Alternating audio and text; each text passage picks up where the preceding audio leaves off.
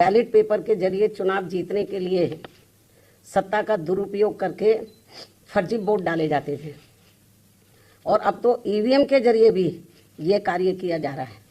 ऐसी स्थिति में अब हमारी पार्टी ने ये फैसला लिया है कि जब तक देश में फर्जी वोटों को डालने से रोकने के लिए देश के चुनाव आयोग द्वारा कोई सख्त कदम नहीं उठाए जाते हैं तो तब तक हमारी पार्टी देश में चुनाव नहीं लड़ेगी।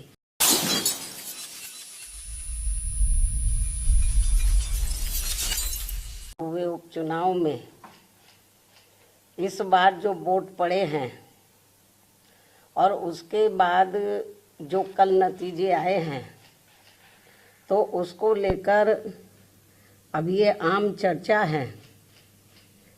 मैं खुद नहीं कह रही हूँ, ये लोगों में आम चर्चा है कि पहले देश में बैलेट पेपर के जरिए चुनाव जीतने के लिए सत्ता का दुरुपयोग करके फर्जी वोट डाले जाते थे और अब तो ईवीएम के जरिए भी ये कार्य किया जा रहा है, जो लोकतंत्र के लिए बड़े दुख व चिंता की बात है।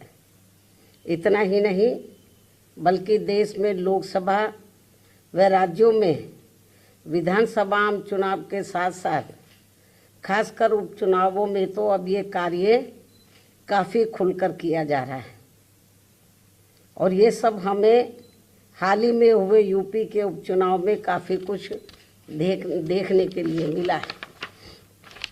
और इस बार महाराष्ट्र स्टेट में विधानसभा के हुए आम चुनाव में भी इसको लेकर काफ़ी आवाज़ें उठाई जा रही हैं। ये अपने देश में यह लोकतंत्र के लिए बहुत बड़ी खतरे की घंटी भी है। ऐसी स्थिति में अब हमारी पार्टी ने ये फैसला लिया है कि जब तक देश में फर्जी वोटों को डालने से रोकने के लिए देश के चुनाव आयोग द्वारा कोई सख्त कदम नहीं उठाए जाते हैं तो तब तक हमारी पार्टी देश में खासकर अब कोई भी उपचुनाव नहीं लड़ेगी। मैं उपचुनाव की बात कर रही हूँ, बाई इलेक्शन की। तो तब तक हमारी पार्टी देश में खासकर अब कोई भी उपचुनाव नहीं लड़ेगी। जबकि आम चुनाव में जब जनरल इलेक्शन होते हैं, जबकि आम चुनाव में इस मामले में थोड़ा बचाव जरूर हो जाता है।